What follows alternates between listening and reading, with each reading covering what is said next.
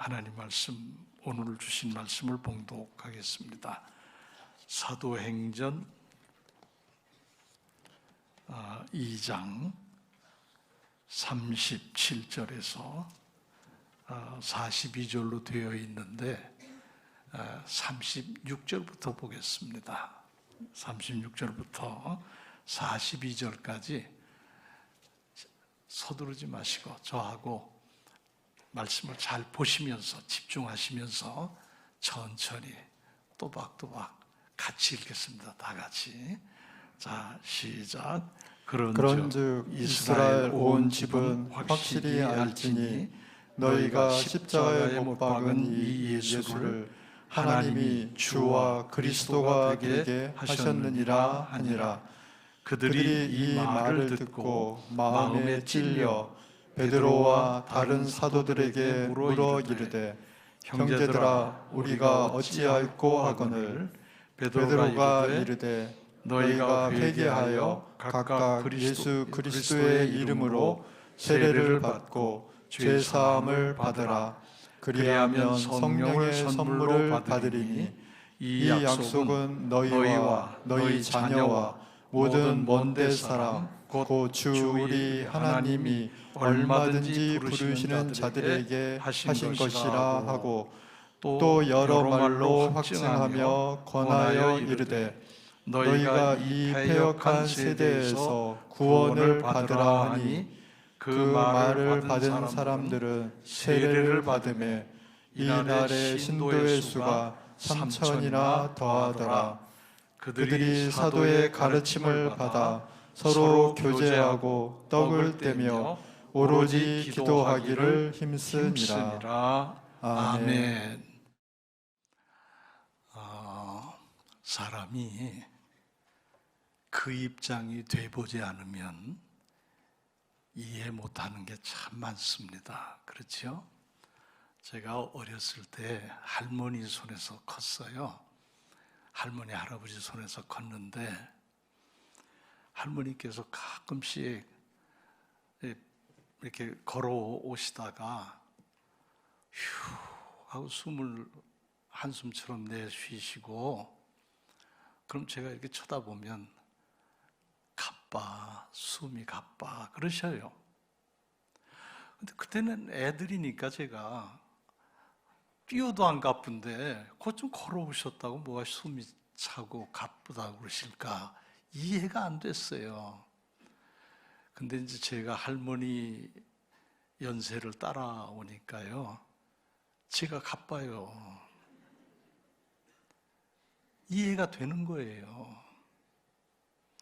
그래서 성경은 말씀하기를 함부로 비판하지 마라. 그 입장이 안 돼보고 어떻게 알아요? 그런데 우리는 괜히 그냥 이 소리 저 소리 그냥 듣는 대로 나오는 대로 막 해요. 그러지 말아야 돼요. 늙으면요 걸음도 느려지고 심장 기능도 약해져 가지고 숨도 가빠지고 기억력이 떨어져서 자꾸 잊어버리고 이건 뭐 자연스러운 현상이에요. 저는 이 단풍 있잖아요.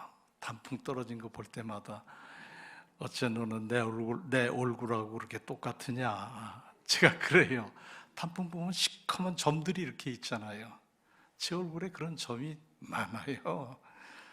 그 단풍 봐도 이건 자연스러운 현상이다. 하나님께서 다 그렇게 만드셨으니까 누구 예외가 없잖아요. 그럼 그걸 보고 뭘 깨닫느냐? 갈 때가 가까웠지. 이걸 깨닫는 거예요. 그러면 어떻게 해야 되느냐? 준비해야지. 준비 없이 간다는 건 그렇잖아요. 그래서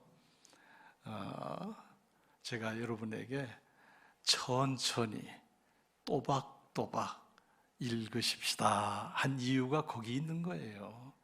빨리 읽으면요 숨 차서 못 따라가요. 그죠? 이건 목사님이 노인이라 그렇죠. 안 그래요. 여러분의 어머니 아버지도 그래요. 할머니 할아버지도 그래요. 젊은 것만 가지고 얘기하면 안 돼요. 이어령 교수님이 그런 얘기 하셨어요. 아시죠? 이어령 교수님?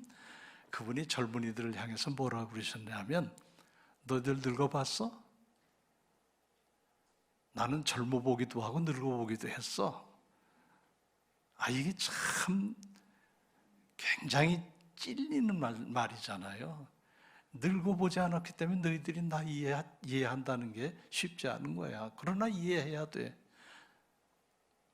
우리는 그런 마음을 가져야 되지 않겠습니까? 자, 그래서 저는 이제 예배 드릴 때 주기도문 할 때 있잖아요. 사도신경 할 때 있잖아요. 그러면 젊은 이 목사님들, 젊은 사람들은 총 쏘도 돼요. 그냥 따다다다다다 그냥 전등하사 전지를 맞으시나는 전 흉내도 못 내요. 그거 따라가려고 그러다 보면 혀가 꼬이고 안 되더라고요. 그래서 서로 존중하는 의미에서 천천히 하는 건 아무 상관없어요. 그건 젊은이도 할 수 있어요.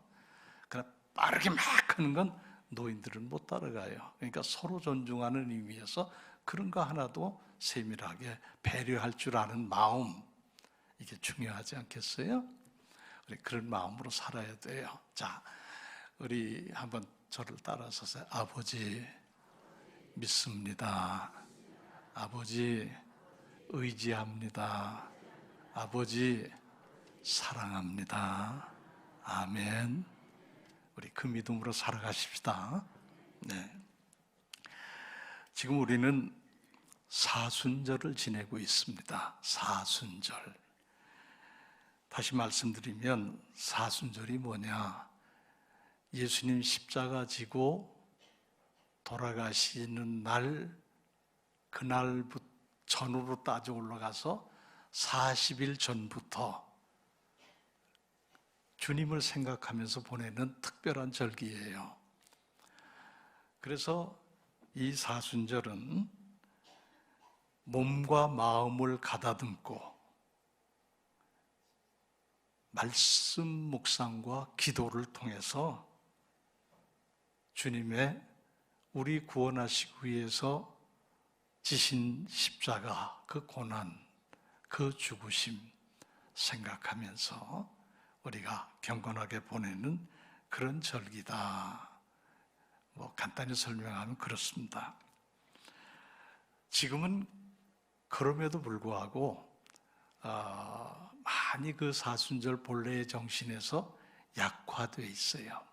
그냥 대부분 형식에 가깝게 그렇게 지냅니다만은 옛날이라고 그래서 10년, 20년 전 얘기 아니고 500년, 1000년 전, 1500년 전 얘기는 그때에는 엄격했습니다. 그래서 사순절 기간이 되면 음식도 가려 먹고 행동도 가려 했어요. 철저하게 금욕을 했어요. 금욕 아시죠? 그리고 두 번째는 철저하게 참회 생활을 했어요. 잘못한 것, 죄 지은 것 하나님 앞에 회개하면서 참회하는 마음으로 지켰어요. 그러면서 주님의 십자가를 향해서 40일 동안 한 걸음 나도 걸어가는 그 기간이 40일이었다. 그래서 저는 여러분에게 최소한 이거라도 한번 하시면 좋겠습니다 하고 제시해 드린 게 2024년 말씀 묵상과 기도 카드 나눠드린 거죠. 자, 하고 계시죠? 한번 체크하면서 읽어 나가시죠? 예, 그거라도 하셔야 돼요. 그것조차 안 하시면 안 돼요. 저는 지난 금요일자가 고린도전서 2장 1절 2절 말씀을 묵상하는 거였어요.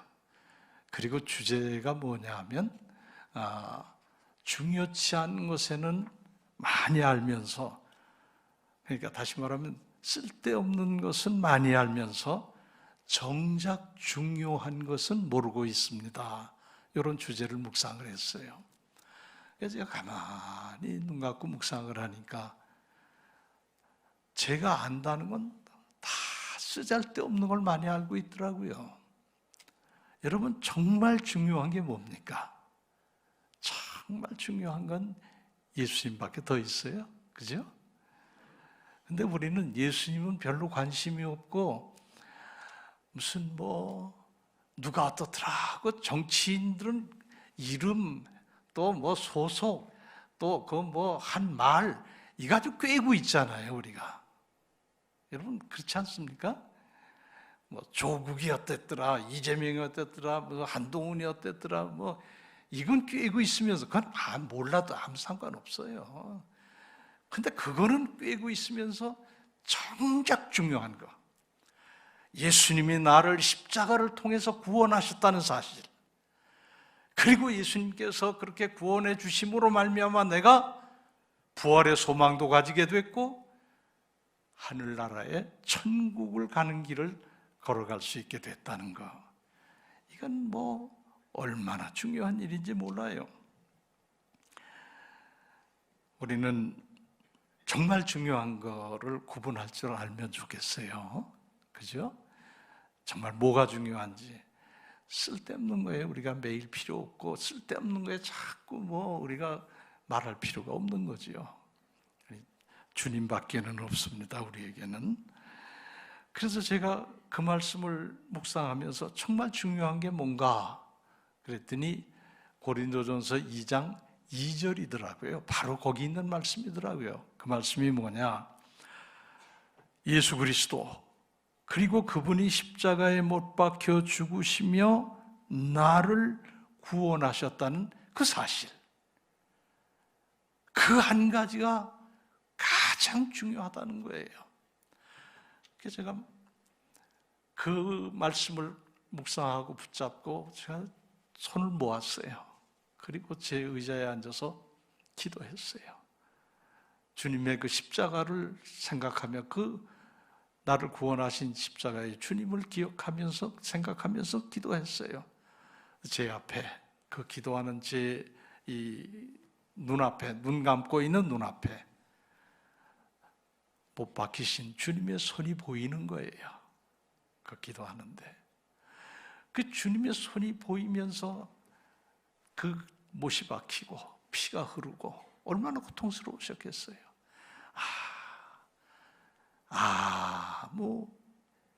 무가치한 가치도 없는 나 하나를 구원하시기 위해서 주님이 저런 엄청난 고난을 겪으셨구나. 그러면서 제게 어떤 생각이 몰려오느냐 하면 그 주님의 그 구원하심이 너무도 감사해서 더 구원의 확신과 그 은혜에 가슴이 뛰더라고요. 우리는 주님을 만나야 돼요. 만나야 돼요. 그래서 참 잠깐이지만 긴 시간은 아니지만 그렇게 묵상하면서 저는 큰 은혜를 받았어요. 은혜는 설교를 통해서만 받는 게 아니에요. 여러분 스스로 말씀 속에 들어가면 은혜가 충만하게 임할 수 있습니다. 이런 은혜는 저에게만 올까요? 아니에요. 주님은 은혜를 사모하는 사람,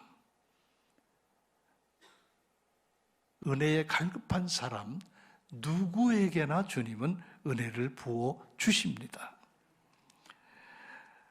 성경에 그렇게 말씀했어요. 시편 107편 9절에 보면 그는 누군가 하면 여호와 하나님이에요.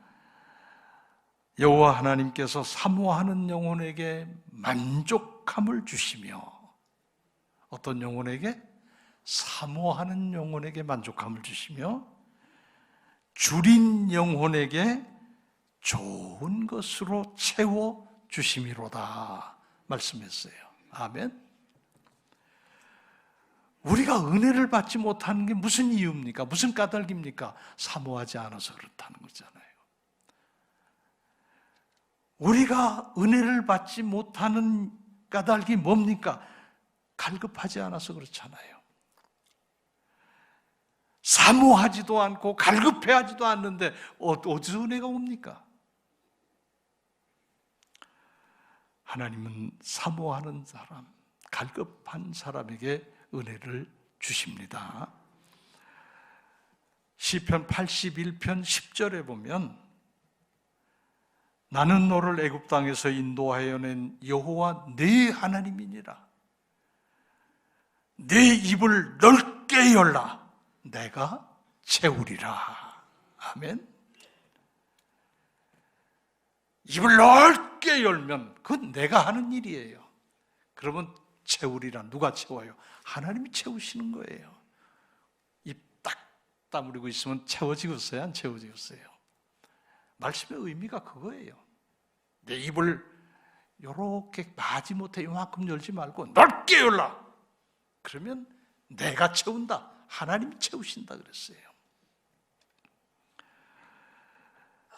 사모해야 됩니다.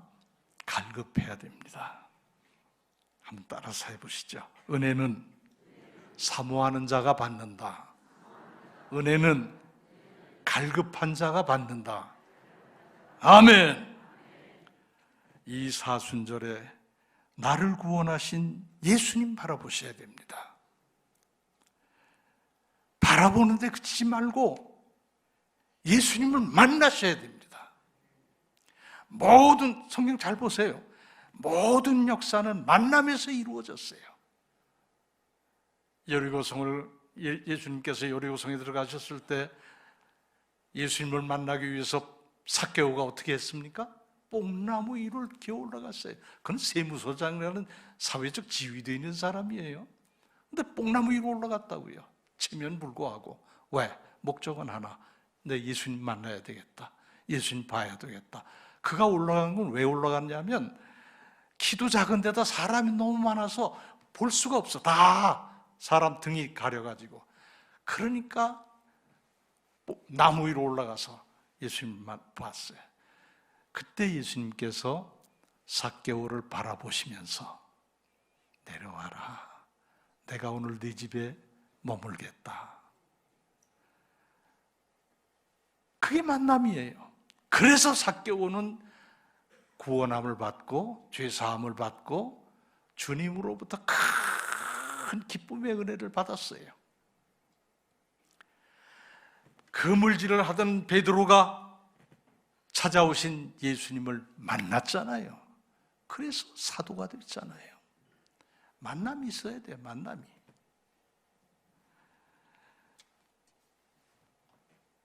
사도 바울도 다메섹 도상에서 부활하신 주님을 만났어요. 갈 때는 그는 예수 믿는 사람을 잡아들이고 죄 벌 주고 심지어는 사형까지 시키려고 공문서 들고 합법적으로 예수 믿는 사람 잡아들이라 해서 다메섹으로 그야말로 씩씩거리고 가고 있는데 예수님 바울에게 나타나셨어요. 바울아, 바울아, 누구십니까? 나는 네가 핍박하는 예수다. 거기서 바울이 고꾸라졌어요. 그래서 합법적으로 예수 믿는 사람 잡아다 감옥에 가두고 사형시키려는 그 문서를 찢어버렸겠지요. 그리고는 완전히 새 사람이 돼서 오히려 반대로 예수님을 전하는 사람이 됐어요. 놀라운 변화 아닙니까? 놀라운 역사 아닙니까? 어떻게 일어났습니까? 예수님을 만났기에 일어난 거예요. 이 사순절에 예수님 바라보시고 만나시기를 바랍니다. 만나는 방법은 여러분 개개인에 따라 다 달라요. 저는 그 십자가에 못 박히신 손을 보면서 또 만났어요. 예수님을. 또 제 마음속에 평생 목회하고 설교한 사람이지만 새로운 구원의 확신과 놀라운 주님의 은혜가 다시 임했어요. 어떻게 만나는 것은 여러분 각자의 형편과 처지에 따라서 여러분의 사모하고 갈급한 그 영혼에 따라서 만남의 역사가 다를 거예요. 그래도 만나야 돼요. 사순절은 특별하지요. 저는 경기도 일산에서 목회를 하고 계신 어느 목사님께서 사순절에 드리는 기도라고 하는 기도문을 어디 기고를 하셨더라고요. 그래서 제가 그걸 봤어요. 그걸 읽어보면서 정말 마음에 많은 것을 느끼게 되고 감화가 되고 감동이 되고 그랬어요. 여러분에게 한번 읽어드려 보고 싶어서 제가 적어왔어요. 사순절에 드리는 기도. 주님, 들리는 말에 누구는 골프 치는 맛에 푹 빠져서 살아간다고 합니다. 또 누구는 스키 타는 맛에 가는 겨울이 아쉽다고 합니다. 누구는 땅값 오르는 맛에 입이 귀에 걸렸다고 합니다. 좋아서. 누구는 전국의 온갖 유명한 맛집을 다 체크하고 다니면서 맛있는 음식 먹는 재미로 산다고 말합니다. 그러나 주님, 저는 웃는 맛보다는 우는 맛에 기도를 택합니다. 우는 맛을 더 찾겠습니다. 어느 때부터인가 이 땅에는 눈물이 말랐습니다. 마음이 메말른 것입니다. 가슴에 감동이 사라졌습니다. 슬픔 당한 사람을 보면서도 뒤로는 웃고 다녔습니다.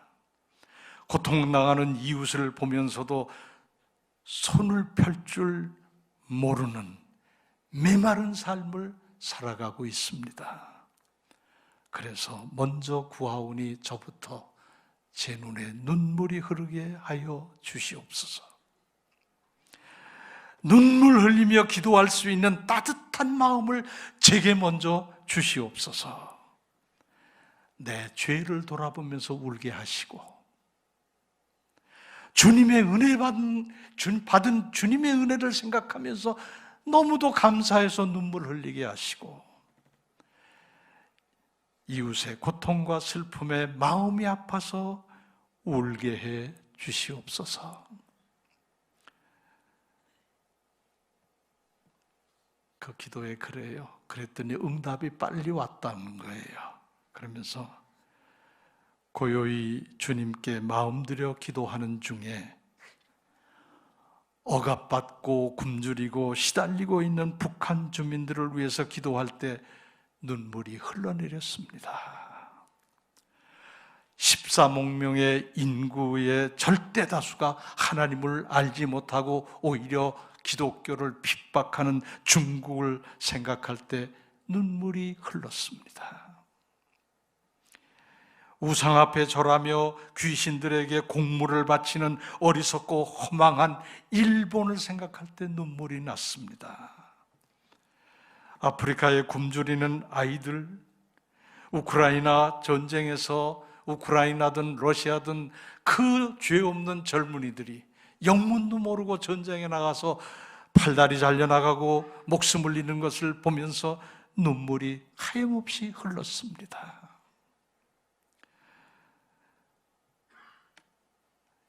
이스라엘과 하마스가 전쟁하면서 굶주리는 아이들, 젊은이들, 노인들, 돌도 안 된 아이들, 여인들 다 무자비하게 무참하게 폭탄에 희생되고 죽어가는 것을 보면서 눈물이 하염없이 흘렀습니다. 이렇게 울면서 기도하니까 주님이 생각이 났습니다. 우시던 주님이 생각이 났습니다. 부모 없이 서로 의지하며 살던 가난한 집의 삼남매 마르다와 마리아와 나사로, 없이 살아도 그래도 의족해 편안하게 살던 그들이 갑자기 오라비 나사로가 죽었을 때 그 오라비의 죽음 앞에 통곡하는 두 누이가 얼마나 불쌍했으면 우리 주님이 그걸 보고 우셨겠습니까? 회개할 줄 모르고 오히려 하나님이 보내신 선지자를 해치고 하나님께 등 돌린 완악하고 믿지 않는 이 이스라엘 이 백성들을 보면 주님이 답답해서 눈물을 흘리셨겠지요. 예루살렘아 예루살렘아 선지자들을 죽이고 내게 파송된 자들을 돌로 치는 자여 하시면서 우시던 주님이 생각이 납니다. 주님도 저들이 불쌍해서 믿지 않는 게 답답하셔서 이렇게 우셨는데, 그런데도 오늘의 교회들, 오늘의 이 시대는 우는 사람이 없습니다. 눈물이 없습니다. 진실도 없습니다. 사랑도 없습니다. 이런 시대에 저라도 이렇게 울게 하시니 감사합니다. 그러면서 기도를 계속해요. 저도 그 기도문을 읽으면서 같이 눈물이 나고 지금 이 말씀을 드리면서도 제 눈에도 눈물이 납니다. 사순절은 그런 마음으로 우리가 보내야 되지 않겠습니까? 오늘 우리에게 주신 본문 말씀도 그런 말씀이지요. 오순절에 성령이 임하셨습니다. 성령을 충만히 받은 베드로는 핍박하고 잡아 드리려고 밖에서 기다리는 그 사람들을 향해서 말씀을 외치고 있는 게 오늘 본문 말씀이에요. 예수님께서 십자가에 돌아가시고 3일 만에 부활하셔서 40일 동안 세상에 계시다가 승천하셨습니다. 이게 기독교 복음이에요. 기독교 복음은요, 4가지입니다. 이거 모르시면 안 돼요. 아까 말씀드렸지요. 정말 중요한 걸 모르시면 안 돼요. 예수님의 십자가 모르시면 안 돼요. 그 다음에 예수님의 부활 모르시면 안 돼요. 그 다음에 예수님의 승천, 하늘로 하나님 보좌로 가셨다는 거 모르시면 안 돼요. 그리고 4번째는 예수님의 재림, 다시 오실 거라고 그러셨어요. 너희가 본 이대로 내가 다시 올 것이다 약속을 하셨습니다. 주님이 다시 오실 겁니다. 이 복음을 모르고 다른 거 뭐 열심히 해봐도 소용없어요. 이 복음에 우리가 완전하게 믿음이 세워져야 됩니다. 예수님 승천하셨잖아요. 부활하셔서 승천하셨습니다. 그리고 예수님 지상에 안 계셔요. 제자들이 뭐 하겠습니까? 예수님을 따르던 신도들이 뭐 하겠습니까? 예수님은 십자가에 죽으시고 무덤에 장사 지낸 바 되셨다 3일 만에 부활하셔서 40일 동안은 그래도 예수님이 같이 부활하신 예수님이 같이 계셨는데 이제 승천하셨어요. 안 보여요. 이제 예수님 올라가셨어요. 그러면 이제 뭐 해야 됩니까? 여러분 같으면 뭐 하시겠습니까?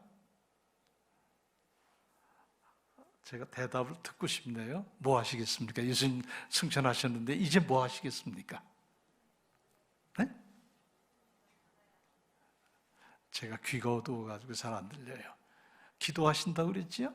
기도하겠다. 맞아요. 우리가 할 일은 기도하는 거예요. 그래서 사도들과 12 제자들, 사도들과 120명의 신도들이 한 자리에 모였습니다. 자, 이제 주님은 하늘로 올라가셨고 남은 우리들은 뭐 해야 된다? 기도해야 된다. 왜? 예수님이 전에 말씀하셨거든요. 너희들은 예루살렘을 떠나지 말고 흩어져서 다 어디로 가지 말고 여기 머물러서 하나님께서 약속하신 것이 임할 때까지 기도해라 그러셨어요. 서로 얘기했겠죠. 예수님 계실 때 그 말씀 하셨잖아. 하나님 아버지께서 약속하신 것을 기다리라고 하셨잖아. 그게 뭔지는 잘 모르겠지만 하여튼 기다리라고 하시잖아. 그러니까 우리 기도해야지. 그래서 마가의 다락방, 마가라는 제자의 다락방, 이 유대 사람들은, 그 당시에 이 유대 사람들은 이 어폴룸이라고 그래서 2층에 방을 크게 만들었어요. 그게 이제 마가의 다락방이에요. 개인집이지만 거기에 120명과 또 제자들과 함께 있으니까 최소한 132명은 되지요. 그죠? 딱 모여가지고 열심히 기도했습니다. 성경에 보면 마음을 합하여 저녁 기도에 힘쓰니라. 한 마음이 돼가지고 오로지 기도에 힘써서 기도했어요. 그랬더니 사도행전 2장에 보니까 그랬잖아요. 오순절 날이 이름에 오순절이 됐다는 거예요. 그들에게 놀라운 일이 생겼습니다. 그게 뭐냐? 하늘로부터, 이게 중요해요. 어디로부터? 하늘로부터. 땅에서 사람에게서 나온 게 아니고 하늘로부터 급하고 강한 바람 소리처럼, 그리고 불의 혀 같은 것이, 여러분 촛불 켜면 널름널름하고 왔다 갔다 하잖아요. 여러 개 켜놓으면 왔다 갔다, 그게 꼭 혀처럼 움직이잖아요. 그렇게 불의 혀가 움직이는 것처럼 아주 강력한 역사가 그 자리에 일어났습니다. 이게 뭡니까? 성령이 강림한 사건이에요. 성령이 조용히 오시기도 하지만 이렇게 엄청난 힘, 파워를 가지고 오시기도 해요. 오순절의 성령 강림은 그런 거였어요. 그 사람들이 성령의 충만함을 잊기 시작했어요. 막 더 열심히 기도했겠죠. 그러면서 성령이 충만해가지고 방언을 얘기하기 시작했다 그랬어요. 근데 이 방언은, 여기서 말하는 방언은 우리는 그냥 뭐 아다다다다다 하는 게 방언으로 생각하는데, 이런 우리 지금의 방언은 그게 아니고 120명이 다 먼 지역에서 다 온 사람들이에요. 언어가 달라요. 그러니까 자기들의 언어로 말을 했다는 거예요. 지방말로 했다. 경상도 사람은 경상도 말로 기도했고, 전라도 사람 전라도 말로 기도했고, 충청도 사람 충청도 말로 기도했고, 충청도 말로 기도하면 되게 웃길 것 같아요. 그렇잖아요? 하나님 저 와시오, 저 급한데 이것 좀 해주시오, 뭐 이렇게 충청도 사람 그러지 않을까 모르겠어요. 어쨌든 다 각기 자기 말로 했어요. 근데 여기는 그냥 이렇게 우리처럼 다 알아듣는 지방 말이 아니고 거의 못 알아듣는, 제주도 말은 참 못 알아듣겠더라고요. 잘. 이제 그런 식으로 기도를 했어요. 그랬더니 바깥에 이것들이 뭐 하나 보자 그런 사람들이 잔뜩 둘러싸고 있었어요. 어마어마한 숫자가 둘러싸고 있었어요. 예수 믿는다더니 예수는 승천해 버렸고, 그것도 그 사람들은 안 믿었지요. 그냥 승천했다고 떠들고 그러는데, 또 한 자리에 모여가지고 뭘 한다고 하는데 뭐 하나 보자 그랬더니, 조금 있으니까 막 그냥 뭐 굉장한 그냥 뭐 소리도 나고 뭐 어마어마한 막 외치는 소리가 들리는 거예요. 그래서 사람들이, 여러분 기도 빠져서 하면은요, 어떻게 보면 진짜 술 취한 것 같기도 해요. 그냥 막 기도하는 분들 보면 못 해봐서 그렇지요. 그런 기도 해보셨어요? 이 사람들이 성령이 충만하니까 막 뭐 사람 안 보고 그야말로 좌고우면 안 하고 주님만 바라보고 막 방언으로 기도를 한 거잖아요. 그러니까 이제 밖에서 보던 사람들이 자기들도 놀란 거예요. 이게 무슨 일이야? 가만히 보니까 꼭 미친 사람 같거든. 미쳤다고는 말을 못하고, 이 사람도 이상하다. 이거 대낮부터 술 먹은 거 아니야? 술도 보통 먹은 게 아니네. 아주 흠뻑 취했네. 그러면서 조롱하는 말을 했어요. 근데 그걸 베드로가 들은 거예요. 아는 거예요. 그러니까 이제 베드로가 그때서 죽기를 각오하고, 왜냐하면 예수 전하단 다 잡혀가서 죽는 살벌한 때이니까요. 예수님 얼마 전에 십자가에 못 박혀 죽으셨잖아요. 그러니까 예수님 따른다고 하면 그런 일을 당할 자리니까. 그런데 베드로가 성령이 충만해지니까 죽음 따위는 두렵지 않은 거예요. 그래가지고 나가서 외치기 시작을 했어요. 이스라엘 사람들아, 내 말 좀 들어보소. 여기 이 사람들 술 취해서 그런 게 절대 아니요. 이건 성령의 충만함을 받아서 말하는 것이요. 하나님과 영적으로 통해서 너무 기뻐서 이렇게 열심히 기도하는 거예요. 당신들이 십자가에 못 박아 예수님을 죽였지만 하나님은 죽게 버려두지 아니하시고 3일 만에 다시 살리셨어. 부활하게 하셨어. 그래서 예수님을 우리의 구원자가 되게 하셨어. 그리고 그 사람들에게 담대하게 이 복음을 외치는 거예요. 그러면서 중요한 것, 그렇기 때문에 누구든지 예수 그리스도의 이름을 부르는 자는 다 구원함을 받으리라. 아멘. 예수님을 구주로 영접하고 예수 이름을 부르는 자는 다 구원함을 얻게 되리라. 베드로의 이 설교가요, 여러분 사도행전 2장을 다시 한번 그야말로 잘 읽어보세요. 폭포수 쏟아지는 것처럼 설교를 했어요. 저는 읽으면서 그런 느낌을 받아요. 이건 사람의 소리 아니다. 베드로가 본래 그렇게 말 잘하는 사람 아니었거든요. 성령의 감화를 받아서 충만함을 입어서 막 폭포수가 쏟아지는 것처럼 거침없이 이 메시지를 전하고 있는 것을 볼 수가 있어요. 그러니까 듣는 사람들이 감화를 받겠어요? 안 받겠어요? 전하는 자가 성령이 충만해서 전하면 회중들은 성령의 감동을 받게 돼 있어요.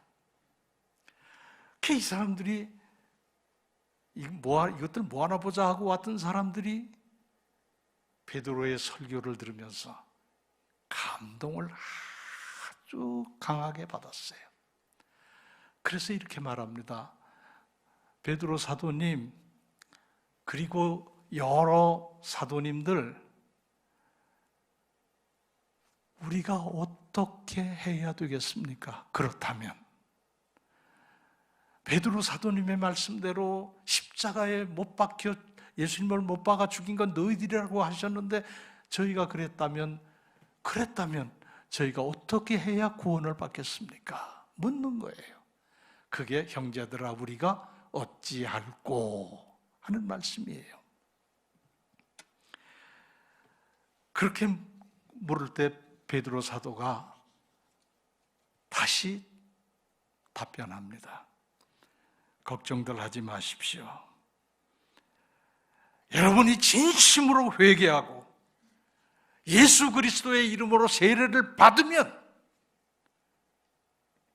죄사함도 받고 성령도 선물로 여러분도 똑같이 받을 것입니다. 여기에는 아무런 제한이 없습니다. 남자도 받을 수 있고, 여자도 할 수 있고, 아이들도 할 수 있고, 노인도 할 수 있고, 지체가 높은 사람도 받게 되고, 낮은 사람도 받게 되고, 많이 배운 사람도 받게 되고, 못 배운 사람도 상관없어요. 그 사람도 받게 됩니다. 복음은 누구에게나 동일한 것입니다. 그래서 예수님을 믿고 예수님을 구주로, 구세주로 영접하고 세례를 받으면 여러분은 차별 없이 누구나 다 하나님의 소중한 자녀가 됩니다. 베드로가 외치는 건 두 마디예요. 믿으세요. 예수님 믿으세요. 제발 믿으세요. 믿으시면 됩니다. 이게 베드로의 메시지예요. 여러분 성경을 잘 보시면요, 이 말을 이 사람들이 이제 들었을 거 아닙니까? 듣고 아이고 예수는 너희들이야 믿어라 그러고 갔습니까? 그런 사람 없어요. 베드로의 그 말을 들으면서, 그 설교를 들으면서 그들은 지체 없이 그 자리에서 아멘 믿습니다, 아멘 아멘 하고 믿음으로 주님을 영접하고 세례를 받았습니다. 그렇게 해서 예수님을 그 자리에서 믿은 사람이 몇 명쯤 된다고 그랬어요? 아까 읽었잖아요. 몇 명쯤 된다고요? 3,000명이나 된다 그랬어요. 놀라운 역사 아닙니까? 교회 부흥은 딴짓하면 안 돼요. 성령의 역사하시면 됩니다. 구원의 역사가 임하시면 됩니다. 여러 프로그램도 만들고 갖가지 아이디어를 내고 하지만 교회 부흥은 그렇게 되는 게 아니에요. 교회 부흥은 베드로처럼 목사가 성령이 충만하고 듣는 성도들에게 성령의 강한 임재가 일어나면 교회는 그냥 부흥되게 돼 있어요. 3,000명이나 예수님 영접했다니까요. 교인이 됐다니까요. 그렇게 해서 교인이 된 이 사람들이 어떻게 했는가? 그 다음이 41절이거든요. 42절이거든요. 42절에 보면 이래요. 저들은 그렇게 해서 세례받고 예수님 믿는 크리스찬이 됐는데 어떤 일을 했는가? 첫 번째는 사도들의 가르침을 받았고, 사도들의 가르침을 받았어요. 제일 먼저. 이건 무슨 말이에요? 가르침 받으면 믿음이 점점 성장하게 된다는 거예요. 교회 10년을 다니고 20년을 다녀도 믿음이 성장하지 않는다? 그건 가르침을 제대로 안 받고 다니기 때문에 그래요. 가르침 받아야 돼요. 그 다음에 저들은 뭐 했어요? 먹을 걸 나눴어요. 서로 떡을 떼며 그랬어요. 먹을 걸 나눴다는 건요, 단순히 음식 먹은 얘기가 아니에요. 사랑을 나눴다 그거예요. 한 공동체를 이루었다 그거예요. 우리도 점심시간에 식당에서 밥 먹습니다. 이건 좋은 일이에요. 단지 밥만 먹고 가면 의미가 없어요. 별로 없어요. 밥 먹으면서 누가 왔나도 보고, 어이 왔어? 손도 흔들고, 그리고 또 손도 한번 잡아주고, 어깨도 한번 두드려주고, 또 안아주고, 이런 교제가 있는 게 먹는 거지, 밥만 먹고 가는 건 이건 의미가 없단 말이에요. 오늘부터 그렇게 하세요. 누가 왔나 한번 보시기도 하고, 오늘은 안 보이네 그러면 집에 가서 전화도 한번 해보고, 별일 없어 하고 전화도 한번 해보고, 이렇게 사랑으로 얽혀진 공동체가 교회지 무슨 군대 조직입니까? 공무원 조직입니까? 아니잖아요. 그 다음에 또 뭘 했는지 아세요? 그들이 그렇게 하면서 기도하기를 힘썼다. 이 중요해요. 기도 빠지면 아무것도 안 돼요. 기도하기를 힘썼다. 기도했어요. 자, 오늘 이 말씀을 통해서 두 가지만 우리가 말씀 속에서 은혜를 건져 보십시다. 첫째, 베드로 사도의 말씀을 들은 이 청중들의 반응입니다. 반응. 쉽게 말하면 베드로 목사님의 설교를 듣고 보여준 이 회중들의 반응이 어땠는가? 37절에 보니까 그들이 어떻다 그랬어요? 베드로의 그 설교를 들으면서 마음에 찔림을 받았다 그랬잖아요. 반응이 중요한 거예요. 마음에 찔림이 왔다는 건 무슨 소리예요? 반응이 생겼다는 거예요. 여러분, 예배를 드리고 그냥 끝나고 나가면서 아무 반응이 없으면 참 저는 좀 답답하지요. 그래도 오늘 이런 은혜를 받았어, 이런 말씀에 깨달음을 얻었어, 뭐 이런 반응이 있어야 되잖아요. 그냥 형식적으로 은혜 받았습니다, 그게 아니고 정말 마음에 그런 은혜를 경험을 할 수 있어야 되는 거 아니겠어요? 여러분, 반응이 없다 하는 것은 누구 책임일까요? 설교하는 목사 책임일까요? 아니면 설교 듣는 교인 책임일까요? 여러분 그러시겠죠? 이 교인 책임이야. 근데 목사 책임도 있어요. 그래서 목사는 설교 준비에 다 걸어야 돼. 다. 거기다 온갖 심혈을 다 걸어야 돼요. 전에 요 교육청 앞에서 논산까지 가는 총알택시라는 게 있었어요. 기억나세요?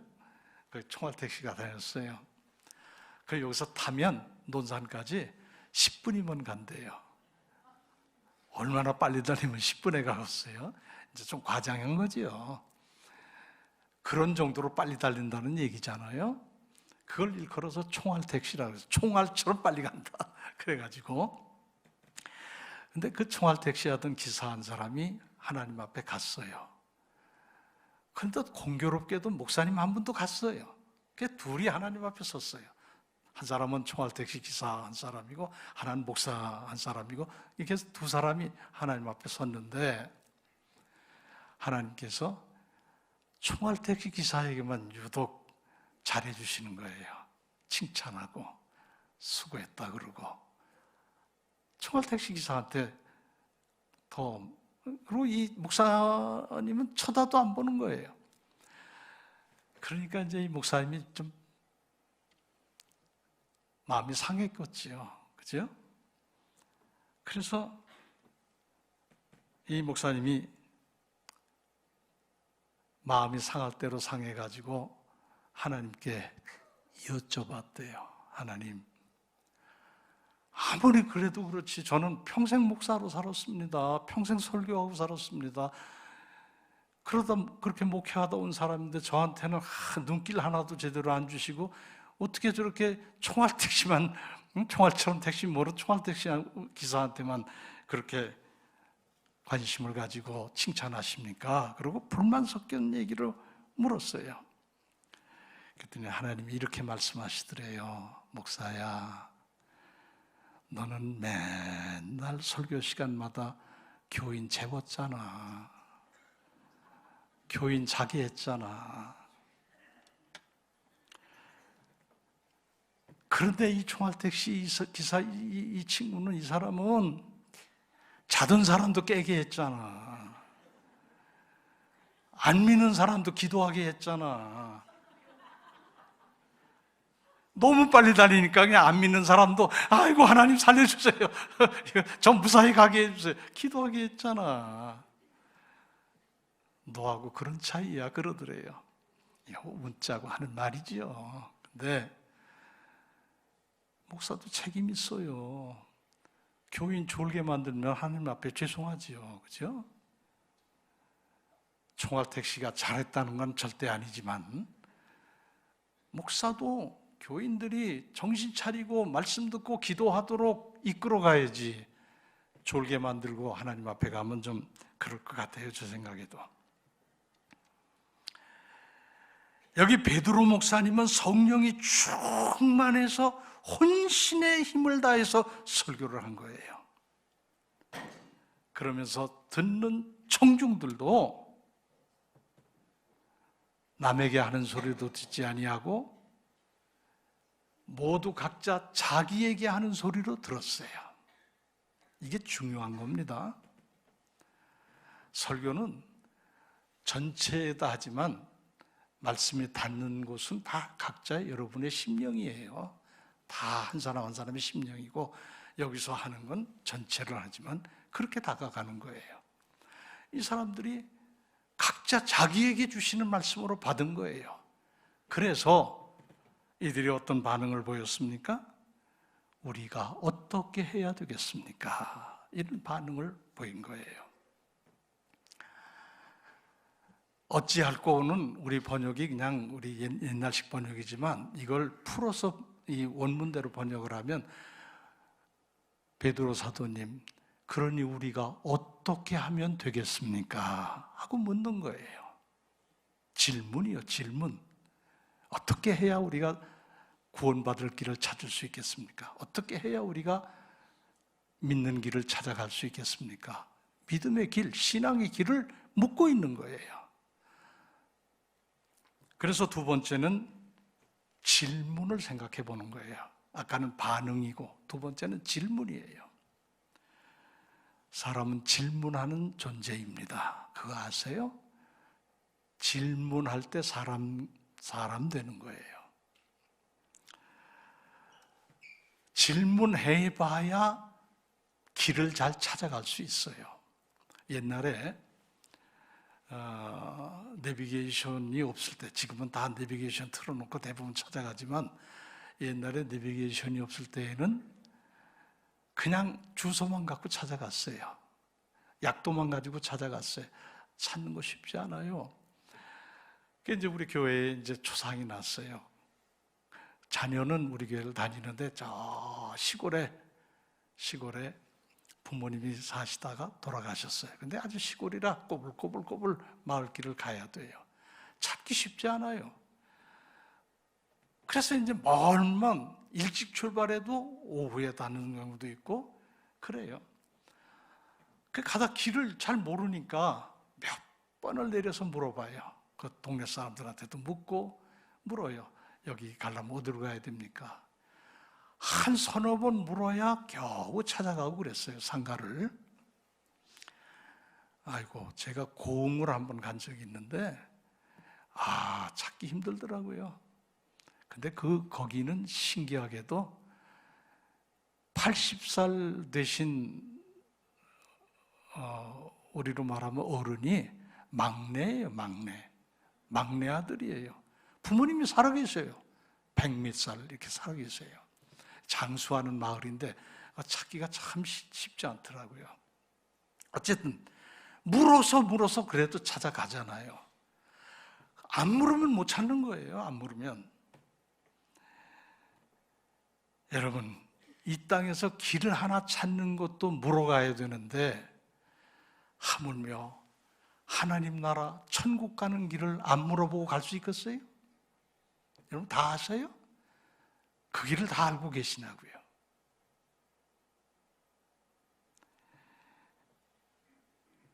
묻지 않는 게 문제란 말이에요. 묻지 않고 가는 게 문제라고요. 물어봐야 됩니다. 하나님, 제가 누굽니까? 제 자신을 좀 알게 해주세요. 하나님, 인생이 뭡니까? 인생을 알게 해주세요. 하나님, 사랑이 뭡니까? 사랑을 알게 해주세요. 하나님, 구원이 뭡니까? 어떻게 구원받습니까? 천국이 어디 있습니까? 그러면 어떻게 가야 되지요? 자꾸 물어야 되잖아요. 근데 우리는 안 묻고 살아요. 그 묻지 않고 무조건 그냥 귀에 즐거운 것만 듣다 보니까 오늘 한국 교회가 요 모양 요꼴이 되고 만 거예요.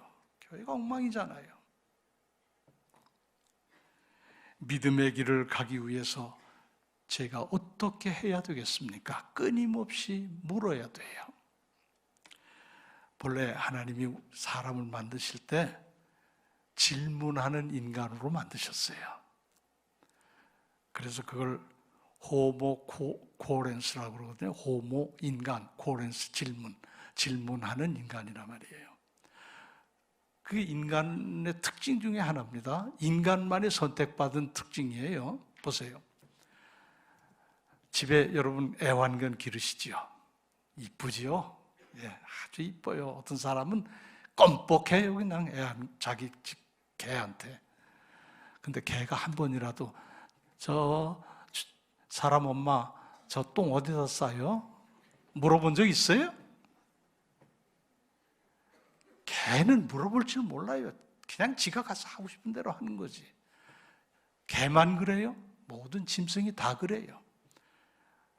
물어보고 길을 찾는 건 인간밖에 없다고요. 왜 그랬냐? 하나님께서 인간을 그렇게 만들어 놓으신 것은 가다가 막히면 나를 불러봐라, 나를 찾아라, 그리고 내게 물어봐라.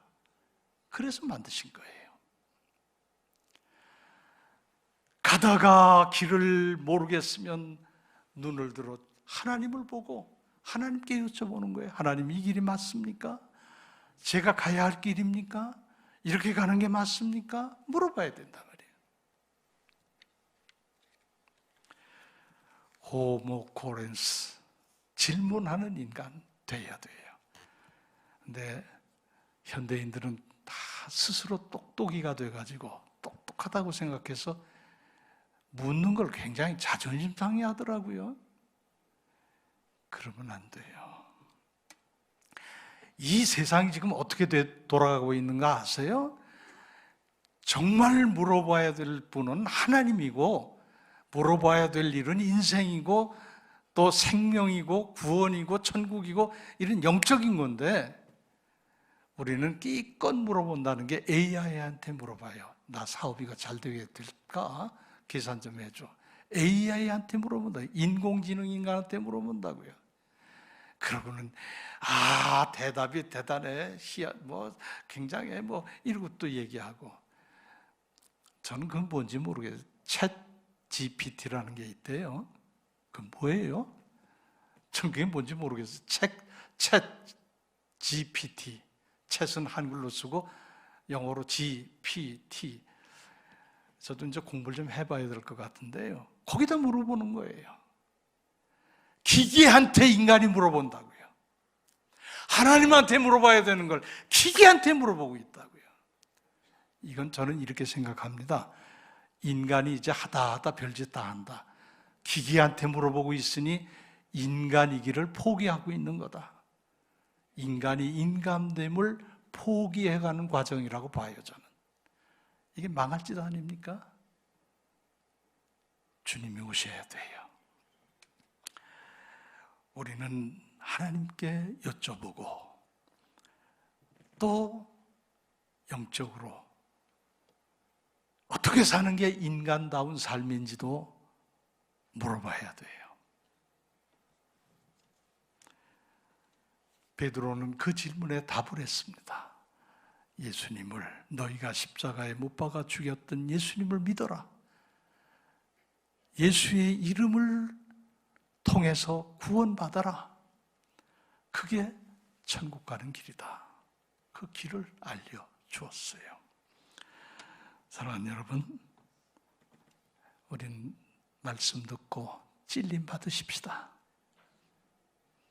그리고 감동받는 대로 어떻게 해야 되지? 어떻게 해야 되겠어요? 어떻게 해야 됩니까? 물어봅시다. 하나님께 여쭤봅시다. 그리고 그 길을 따라가다 보면 마침내 천국에 이르게 될 줄로 믿습니다. 기도합시다.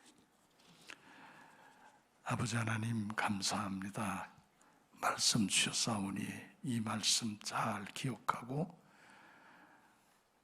주 예수 그리스도를 주님으로 꼭 마음에 모시고 쓸데없는 것에 마음 쏟지 말고 구원의 길을 잘 갈 수 있도록 힘쓰게 하여 주옵소서. 예수님의 이름으로 기도합니다. 아멘. 이제는 우리 구주 예수 그리스도의 은혜와 하나님 아버지의 사랑하심과 성령님의 교통하심이 말씀 듣고 깨닫고 찔림받고 믿음의 바른 길을 묻고 찾아가기 원하는 사랑하는 우리 교회의 모든 믿음의 식구들 머리 위에 지금부터 영원토록 함께 하시기를 축원하옵나이다. 아멘.